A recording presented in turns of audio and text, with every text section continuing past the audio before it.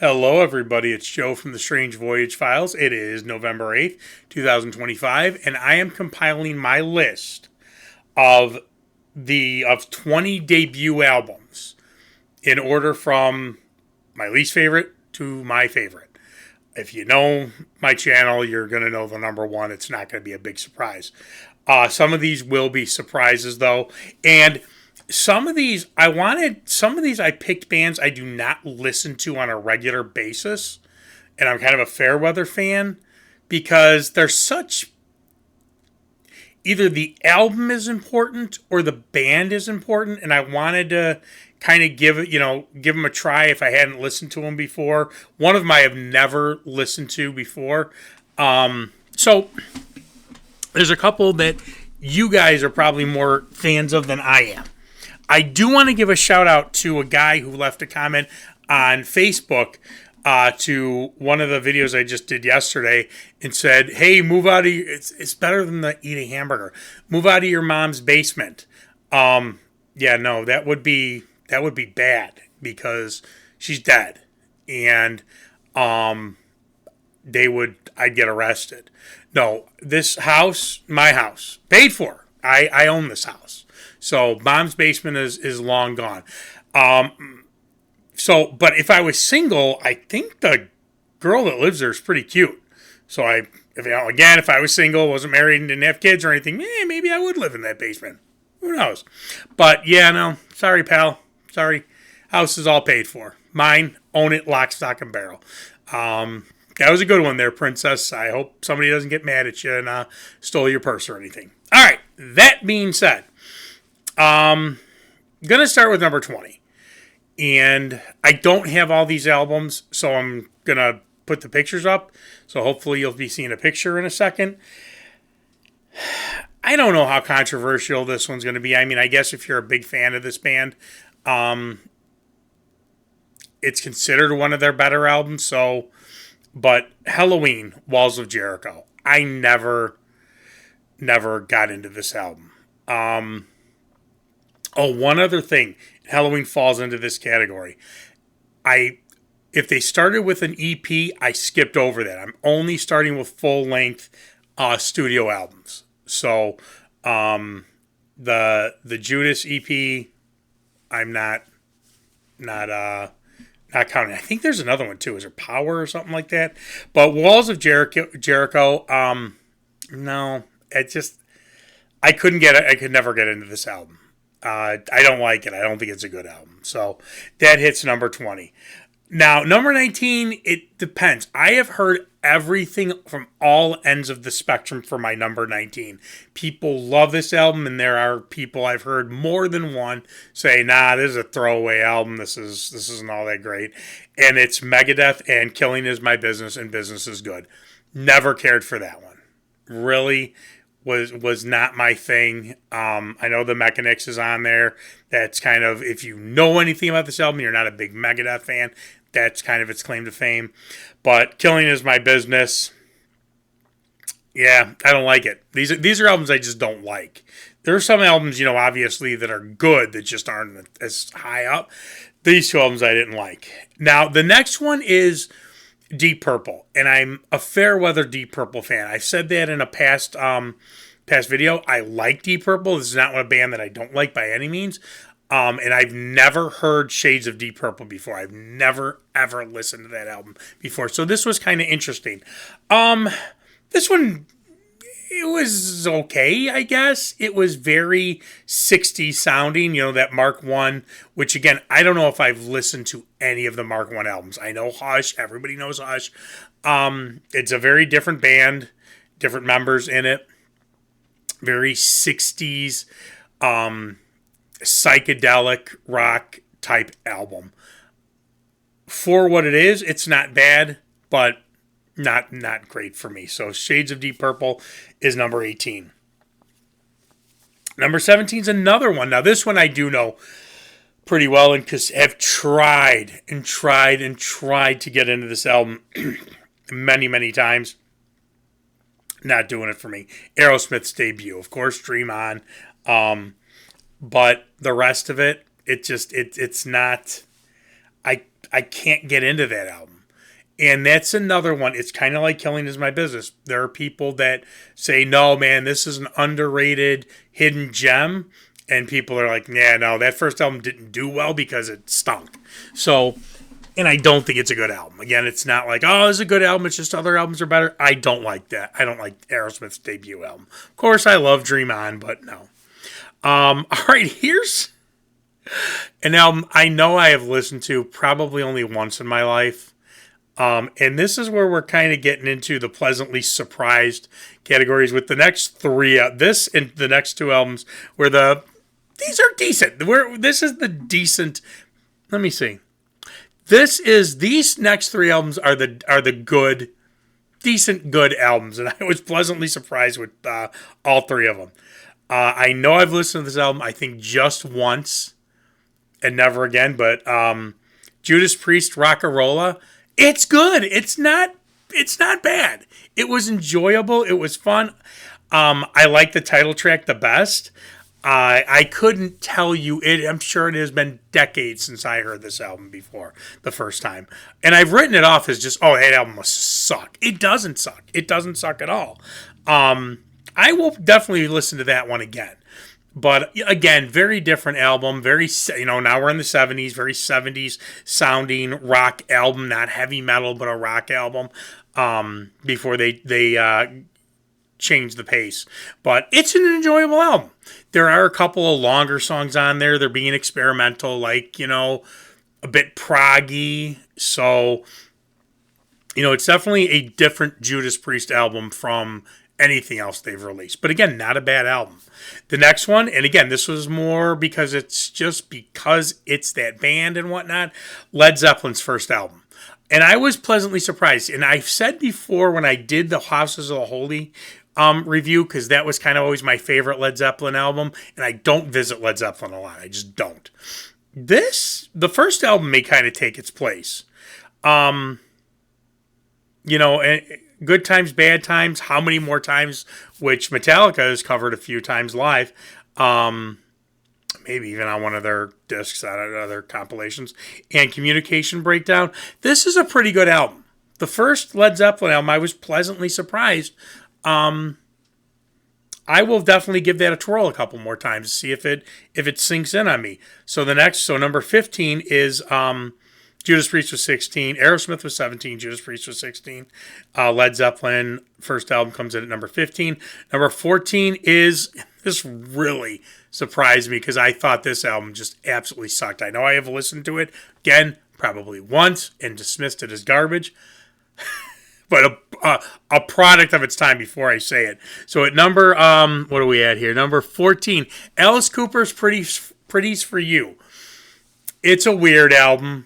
It is an absolutely 60s psychedelic album. There's a couple, there's some short songs on there that are basically noise and, weird vocals and stuff. But it's the songs that are actual songs are not bad at all. And I thought to myself, God, this is probably horrible. No, I am absolutely going to listen. This is one that I put on in the morning at work when I'm all by myself. Put it on YouTube. And I'm like, this isn't bad, man. This is not bad. So Alice Cooper, Pretties for You, comes in at number 14. I want to do an Alice ranking. The problem is Alice lost me after whatever album comes after Hey Stupid, because I did like Trash. I liked Hey Stupid. And then I don't remember what album came after. And that one I didn't like. I think I've only listened to it once. And that's it. Now, I listened to Welcome to My Nightmare. I listened to some of Detroit Stories. I haven't listened to the new one yet, where the Alice Cooper Band is actually reunited. Heard Black Mamba. I was not impressed. There's just so many Alice. Like, then Zipper Catches Skin and Dada. I probably haven't heard those albums since the 80s or 90s. So I want to do an Alice Cooper ranking at some point. It's going to happen, but I'm going to need time because I have to not only re-listen to some of these albums, but listen to a lot of them for the first time. Those 90s and 2000s albums, I I don't know him at all. So it's somewhere in the future. But yeah, number 14, Pretty's for You, man. It was not bad. I liked it. Number 13 is a great, great, great debut album. We're now getting these. We're now at the point where these are just great albums. These are absolutely great albums. And the only thing people are going to get pissed off about is the order. Next one is Rat, Out of the Cellar. Of course, you have Round and Round. So many great. I actually think my favorite song on this album is Back for More. This was a strong, strong showing, and it really kind of sucked that Round and Round overshadowed a lot of the rest of the album. There are a lot of singles off this album, a lot of great songs off this album. Warren DeMartini, I will go to my grave saying is one of the most underrated guitar players in music. Guy is great and an unbelievable songwriter. Out of the Cellar, number 13, great album. Number 12, band that I will fly the flag for, at least for the first few albums, and I think is a crime. Just, I don't know what happened to this band, but Annihilator with Alice in Hell. Alice in Hell, great album. Never Neverland, it was a better album. Set the World on Fire was okay. They lost. That's where they lost me. But I've told this story every time I talk about Annihilator and I reviewed them. I remember that Headbangers Ball. And if it was Ricky Rackman or Adam Curry or whoever it was said, this is Canada's Megadeth or Metallica. And they're going to, this is going to be the new Metallica from Canada and blah, blah, blah. And they were poised to be because, man, were they good. And then just constant lineup changes and constant, it's Jeff. And it really, I don't know if it started out that way. I don't know enough about Annihilator because, again, I lost track of them after the third album. If this was just always a Jeff Waters solo project, but that's what it is now, from my understanding. But, man, those first two albums are great. Number 12, Alice in Hell, absolutely phenomenal album. I just, the title track is my favorite, but so many great songs off this album. If you have not heard that, the first two, definitely get them. But Annihilator comes in at number 12. Number 11, probably a lot of people would put this a lot higher. I don't care. Too bad, so sad. Metallica, Kill 'Em All. Great album. My favorite off that album, one of my favorite Metallica songs, Motor Breath is on there. Seek and Destroy is on there. No Remorse. just the laundry list. It is an absolutely great album. I love the production. I know it. Lars or James or the whole band, I don't know, doesn't like the production or whatnot. I love the production of that album. I love the sound of that album.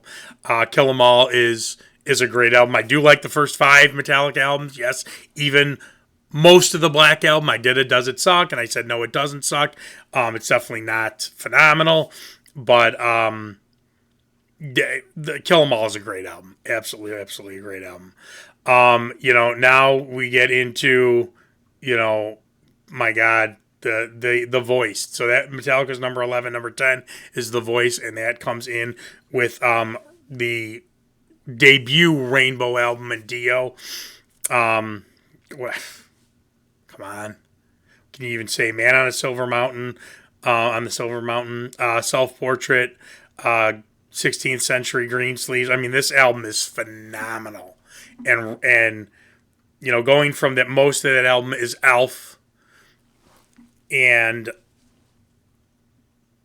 Ronnie just sounding so perfect. I can only imagine, Alf was not a known band. I could only imagine somebody who got this album, strictly for Ritchie Blackmore, and hearing Ronnie for the first time and going, "Oh my God, this singer is perfect." Great album, great band. Ritchie, even though he's a complete and utter jerk, phenomenal guitar player, and Ronnie, of course, a god vocalist. People are going to get pissed that this is not higher. I don't care. This is not one of my favorite albums from the band. It's a great album, but number 9 comes in, the first Van Halen album. I never liked Jamie's Crying. I know that's a big song for a lot of people. I never really liked it, but again, you have songs like Running with the Devil, Ain't Talking About Love, Little Dreamer. The album is great. I prefer Fair Warning, Van Halen 2 when we get into the Dave era. And I listened to this album a lot years and years ago. I don't really listen to it a lot now, but it is a great album. Eddie, what can you say? It's Eddie Van Halen. So at number 9 is Van Halen. I know people are going to say, how can that be number 9? It is what it is. Number 8, Motley Crue's Too Fast for Love. And this is my second favorite Motley album behind Shout at the Devil. Great album. Livewire, Piece of Your Action, On with the Show, Too Fast for Love. The only song I really don't like on this album is Merry Go Round and Round. That was kind of a throwaway. I think they could have put Toast to the Town in there. There's quite a few others that were either on the leather mix or, they were kind of shelved. Yeah, I don't know why they chose Merry Go Round and Round. It sounds like just a dumb song. But number 8 is Motley Crue, Too Fast for Love. Absolutely great album. This one's going to give me some shit too, but it is what it is. Number 7, the first Black Sabbath album. Again, all these albums that we're talking about now are great albums. Absolutely great albums. They're just in this specific order. The first Black Sabbath album is not one I go to often. It's a great album. N.I.B. is one of my favorite Sabbath songs.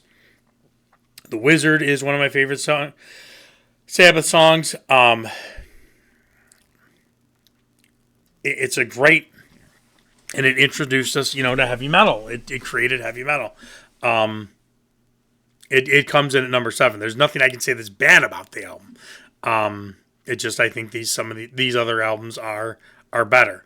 That's number 7. Number 6, kind of in the vein of Sabbath, is Holy Diver from Dio. Again, unbelievably great album. I mean, you leave Rainbow, and in my opinion, the 3 best Rainbow albums. You go to Sabbath with 2 absolutely classic albums, and then you come out with an album that, you ask me on any given day, is it better than Heaven and Hell? Yes. No, I don't know. But my God, Holy Diver is an absolutely phenomenal album. Said this yesterday, and again, I know, this is... Hold, please. All right, sorry about that. The wife called. Holy Diver, great album. Shame on the Night's the one I don't like. But not a horrible song. It's just I don't really care for it. But again, Holy Diver's phenomenal. The next one, and that Holy Diver's number 6. Number 5 is On Through the Night from Def Leppard. I absolutely love that album. Hello America, Rock Brigade. I love songs like Satellite, It Could Be You, Rocks Off. It Don't Matter. I think, my God, and Joe Elliott will never do it because, he doesn't want to be associated with no album or anything because they've done so well since Steve Clark passed away. I mean, they've just done so great. Their albums just skyrocket to number 1 and sell millions and millions of copies.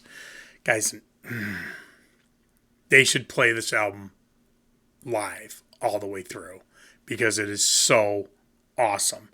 On Through the Night is such a great album. There's not a song I don't like on there. There's not a song I don't think is phenomenal on there. I absolutely love Def Leppard On Through the Night. It comes in at number 5. Number 4 is totally out of left field. I've never talked about this before. And it does fit this genre, though, because I'm sticking with, like, hard rock, heavy metal albums.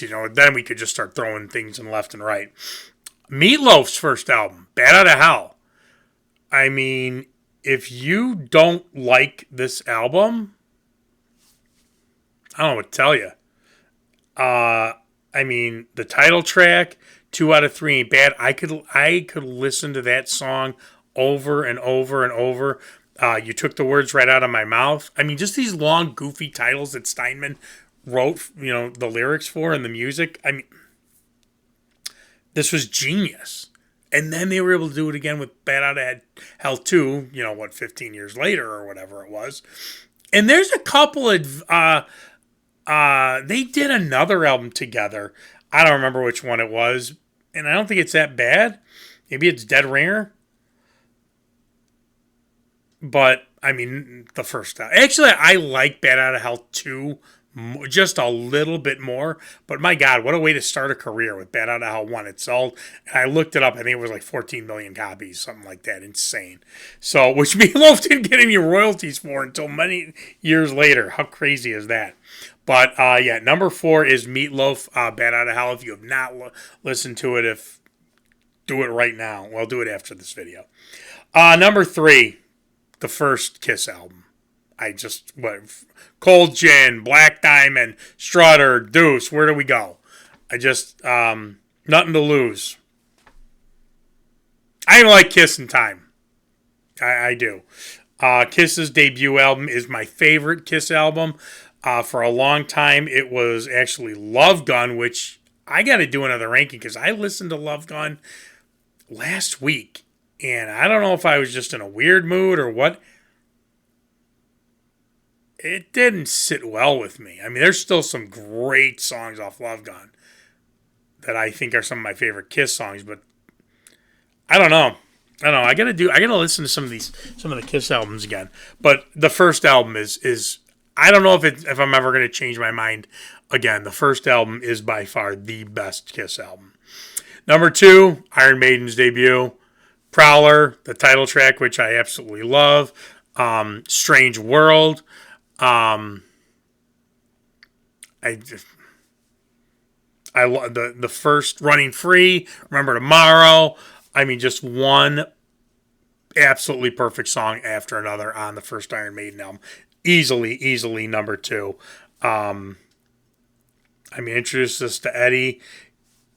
The band is great. I love Dennis Stratton, man. I mean, I love Adrian Smith, but, if there are going to be 3 guitarists in that band, kick Yannick out and bring Dennis back. No, that's never going to happen. And it kills me, man. Bruce would have been for it. Bruce has said this. Before we lost Clive, before we lost Paul Di'Anno, Bruce's ego would not... Iron Maiden is Bruce. Come on. I mean, nobody's going to argue that. He would have been fine doing a concert or a few concerts or whatever it might have been where Paul Di'Anno comes up and sings the Di'Anno stuff. Dennis Stratton's up for the first album. Clive Burr's back. It was not Bruce. It was all Steve Harris. And I don't know why Steve was such an ass about this. We look back at this stuff of everybody we've lost. We never got Ozzy and Jake on stage together, which we should have. We never had the tour where Wolfgang Van Halen said it was going to be the kitchen sink tour, where they were going to have every singer. And Wolfie, God bless him. I love Wolfgang Van Halen. I had my issues with Eddie because I think he treated Michael Anthony like garbage. So I really, really did take that pissed me off. But man, and I'm not a Mammoth Van Halen. It's fan that album or those albums. It's very modern. It's stuff my kids would like. It's great. But Wolfgang Van Halen, man, I will fly the Wolfgang Van Halen flag. He is such a good guy. And he was the one that said, Dad, okay, I had my time in Van Halen. This was great. I've got my own thing going. Get Van Halen back together. And he got his father excited about doing like everybody. Like, who cares? Let Roth and Hagar be in two ends of, I'll be on this side of the building. Hagar will be here. Roth will be here. Even said, Gary Sharon, who's a nice guy. Gary would have. But we're missing out on all this stuff. And I don't know why Steve Harris couldn't have just said, yeah, fine, let's have a few tour dates where, Clive before he got sick and whatnot is on the drums, where Paul Di'Anno can sing some songs. Bruce, it was no ego thing with Bruce. Bruce was all for it. You know, and then it's sad, once again, that documentary with Ozzy where he was watching the Dio videos. You know, you could have done a concert. You could have done, like, select city tours where Ozzy sings the Ozzy stuff and Dio sings the Dio stuff. Just, whatever, man. I mean, it is what it is. But, number 2, absolutely the Iron Maiden debut album. No surprise to anybody who knows this channel, who knows me. Number 1 is the Blizzard of Ozz band debut, Blizzard of Ozz. The perfect album. There is no album on the planet that has ever been better. Every song is absolutely perfect. End of story. The band is the best band ever. The album is the best band ever. Best album ever. And that's that. I just, every song is perfect. I don't know how that wouldn't be my favorite debut. So, that being said, let me know what you think of the list. I know that some of these, you know, I look back and there's a lot of, let's see, a lot of scratching out, a lot of, it's like, what do I do with this? What do I do with this? So, it wasn't easy to do this, but it was fun. It was absolutely, absolutely fun. Let me know what you think. Put your lists in the comments if you want, and like, subscribe, and don't you worry. If you're on Instagram or X, Madison's going to have those things going like by the end of the day. All right. See ya.